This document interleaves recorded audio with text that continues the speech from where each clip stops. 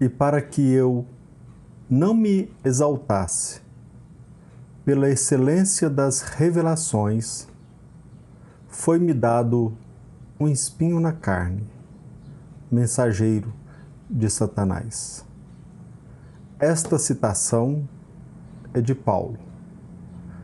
Esta citação se encontra em Coríntios 2, capítulo 12, versículo 7. Esta citação de Paulo me chama muito a atenção e eu espero que ela possa ajudá-los de alguma forma. O motivo pelo qual esta referência de Paulo, de certa forma, esta confissão, o motivo pelo qual esta confissão me chama a atenção é o fato de que o apóstolo dos gentios diz abertamente que nós não podemos, em nenhum momento, só pelo fato de que passamos a conhecer o Evangelho, estudá-lo, compreendê-lo, jamais nós podemos nos colocar na posição daquele que tem autoridade para julgar quem quer que seja. À medida em que nós conhecemos o Evangelho, nós vamos chegando à conclusão de que a humildade é o melhor caminho e de que, sobretudo, quem julga é Deus, a quem cabe esta tarefa de nos julgar, porque o nosso Pai nos conhece profundamente. Nós ainda estamos longe de perceber a grandiosidade dos ensinamentos de Jesus. E ainda mais nos encontramos longe de descobrir a profundidade das leis divinas. Mas existem, meus irmãos, alguns indícios. Primeiro, de que Deus é o nosso Pai misericordioso. Quase sempre nós somos tentados a julgar o próximo, sobretudo naquele momento em que nós passamos a conhecer um pouco do Evangelho e nós caímos neste erro. Nós estamos no início do conhecimento das leis divinas. Nós estamos começando a conhecer a vontade de nosso Pai e geralmente nós nos equivocamos. O apóstolo Paulo diz abertamente: e para que eu não me exaltasse pela excelência das revelações, foi-me dado um espinho na carne, mensageiro de Satanás. Quase sempre, nós, principalmente quando nós estamos seguros da nossa conduta, quando nós alimentamos a ilusão de que já podemos direcionar a nossa vida com segurança, neste momento nós passamos a julgar e a criticar o nosso semelhante. Nós não sabemos ainda separar o pecado do pecador, mas o apoio de Deus, a misericórdia divina não nos falta. Quando iniciamos neste tentame de julgar o próximo, sobretudo quando nós nos imaginamos na condição de censor legítimo, quase sempre nós nos flagramos em faltas que nos incomodam, que nos angustiam. De certa forma, os nossos equívocos, as nossas inquietações íntimas, quando encaradas com seriedade, nos apontam para o nosso verdadeiro nível de consciência. E aquele que se mostra vigilante, imediatamente ele retoma sua caminhada sem qualquer pretensão de julgar quem quer que seja. Repito, nós estamos longe, muito longe de conhecer a misericórdia divina. Como nós dissemos, um dos indícios é de que nosso Pai é misericordioso. E Ele nos presenteia com uma lei que muitos criticam aqui na Terra, mas que é, se não o maior, um dos maiores presentes para o ser humano, que é a bênção do esquecimento do passado. Muitos irmãos nossos, principalmente de outras denominações religiosas, eles criticam esta tese. Como que eu posso reparar algo? Como que eu posso pagar por algo que eu não tenha conhecimento?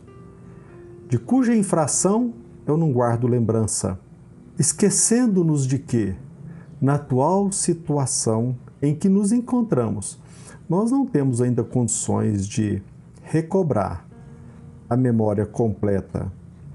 O esquecimento do passado é uma bênção. Se Deus não nos beneficiasse com esta lei, nós ficaríamos neuróticos, psicóticos, ao relembrar tantos erros que nós cometemos no passado. A prática de inúmeros crimes. Se nós tivéssemos a capacidade de lembrar acerca dos nossos atos na sua inteireza, nós não teríamos condições de manter o nosso equilíbrio psíquico. O esquecimento do passado, portanto, é uma bênção. Nós temos à nossa disposição as nossas tendências, os nossos impulsos, e ao analisarmos as nossas tendências, nós podemos nos guiar de forma bem segura. Uma outra prova da misericórdia divina é que nos apresenta a lei de causa e efeito, que ela se diferencia da lei de ação e reação, porque a consequência dos nossos atos não se dá de forma imediata, como acontece na lei física, na lei de Newton. A lei de causa e efeito se nos apresenta a oportunidade de reparar a varejo as faltas que nós cometemos por atacado. Deus não nos coloca no ombro peso superior à nossa condição. Deus não coloca em nosso ombro um peso superior à nossa estrutura. Nós vamos aprendendo que nós somos ainda crianças espirituais. E à medida em que nós vamos nos amadurecendo, nós vamos reparando as falhas, as faltas, os erros e até mesmo os crimes praticados no passado. Às vezes nós não nos damos conta de que a angústia que nos visita, até mesmo a depressão que nos acompanha, é fruto desse sentimento de culpa, sobre cujos atos nós não guardamos lembrança integral no passado. Então nós guardamos, ou a angústia nos acompanha, e quase sempre nós não temos noção sobre a causa dessa tristeza, sobre a gênese da nossa depressão. Mas às vezes nós nos equivocamos ao acusar Deus por estarmos sofrendo sem saber o motivo pelo qual nos encontramos nessa ou naquela situação. E nós não sabemos que é uma bênção de Deus. Por outro lado, muitos irmãos nossos pensam que a condição de vítima vale por si só como ascensão espiritual. Se existe algo que nos impulsiona para a evolução, é perceber que a condição de vítima por si só não nos favorece. Porque da mesma forma também, nós já prejudicamos, já ferimos demasiadamente o nosso próximo. E se a ele ficássemos escravizados, não teríamos condições de alçar voos maiores. Às vezes nós nos aprisionamos ao sentimento de vitimismo, porque tenhamos sofrido no passado as consequências de um crime praticado por outro, por uma falta intencionalmente levada a cabo por um nosso semelhante, e às vezes nós não nos percebemos que talvez aquele, o algoz, tenha chegado a uma evolução bem maior do que a nossa, porque nós nos deixamos escravizar pelo vitimismo, por alimentar a mágoa, o rancor, o desejo de vingança. Nos aprisionamos no nosso cárcere, enquanto que o outro, se ele alimentou e colocou em prática o desejo de evoluir e de reparar suas faltas, quiçá esteja numa situação muito melhor do que a nossa. Até mesmo nessa encarnação, quantos e quantos erros nós cometemos? Quantas e quantas vezes nós prejudicamos o nosso próximo? E quantas vezes nós percebemos que aquela pessoa que no passado nos agrediu esteja numa situação evolutiva bem melhor do que a nossa e ainda alimentamos a ideia de que ele continua alimentando o mesmo estado de espírito, esteja ainda com o mesmo propósito maligno ou talvez pelos mesmos motivos de intemperança. Às vezes nós nos acordamos e nos deparamos com ele que já está alçando voos bem maiores do que nós. Então o Evangelho nos mostra que Deus nos favorece com a bênção do esquecimento e com a oportunidade bendita de reparar as faltas que nós cometemos por atacado, mas que esta reparação não é feita de pronto, de imediato, e que nós somos beneficiados pelo tempo.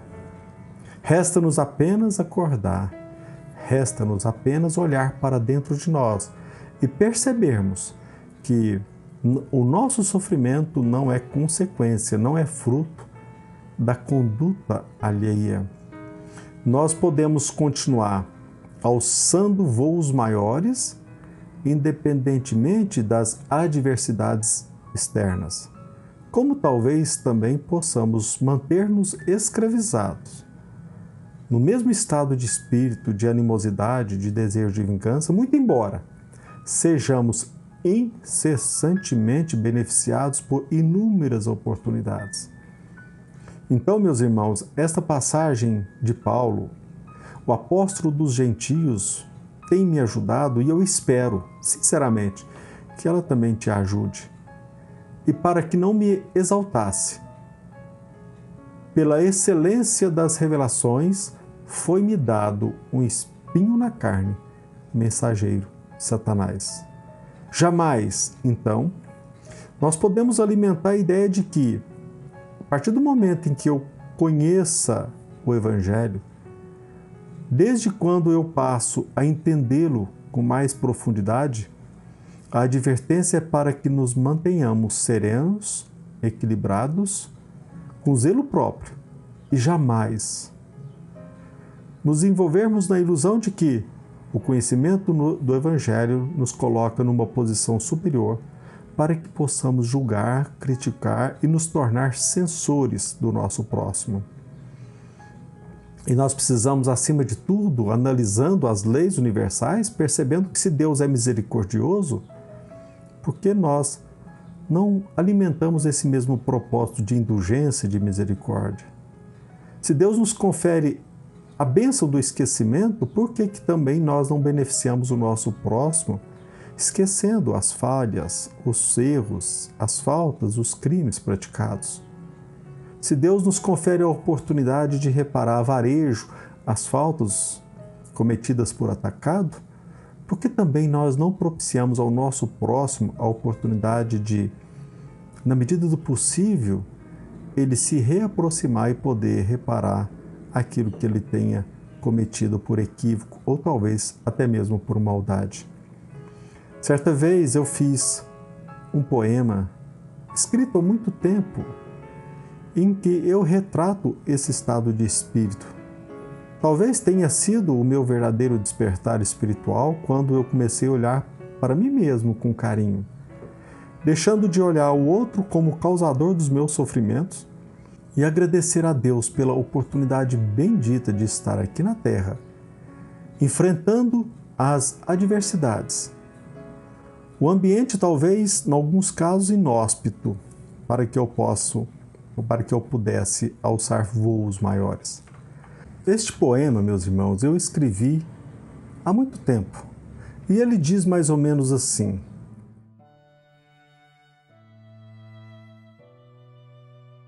Pai, hoje eu sei que a angústia que comigo calo e que hoje lhe desabafo, nasceu por eu ter esquecido do amor, entregando-me ao prazer ilimitado.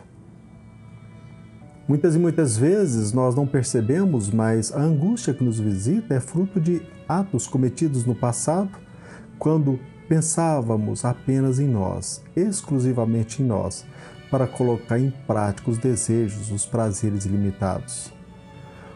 Hoje eu sei, Pai, que no passado cultuei deuses do meu agrado, envolvido no pecado, mantive-me indiferente à dor do meu irmão, que quase sempre estava ao meu lado. Quantas e quantas vezes nós fazemos uma interpretação da religião simplesmente para atender os nossos interesses egóicos? Quantas e quantas vezes nós abraçamos este pensamento, este ideal, porque ele satisfaz o nosso egoísmo ou os nossos interesses? E eu continuo no poema dizendo: hoje eu entendo a aflição como o menosprezo de suas leis que na consciência guardo. Então, meus irmãos, se nós quisermos um roteiro seguro, acima de tudo é colocar em prática e obedecer às leis de Deus, que estão todas na nossa consciência.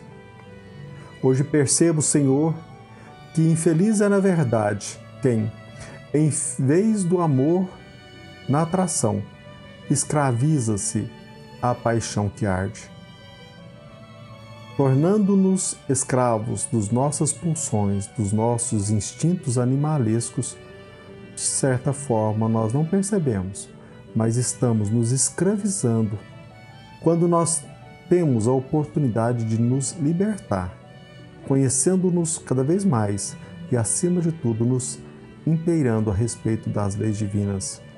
Hoje percebo a miopia do meu olhar e procuro reparar a varejo as faltas cometidas por atacado.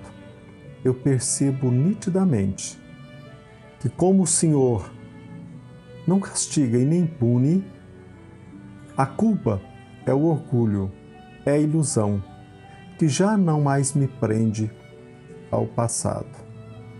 Enquanto o amor é eficiente, o medo só aumenta o estrago. Que esse poema possa te ajudar de alguma forma, porque é a expressão de um sentimento cuja noção tem me ajudado, sobretudo, a olhar para dentro de mim mesmo e me conhecer à procura de um mundo melhor. E que, se nós quisermos descobrir o melhor caminho para a nossa vida, é não julgar quem quer que seja. Deixemos para Deus essa tarefa de nos julgar e de julgar o nosso semelhante.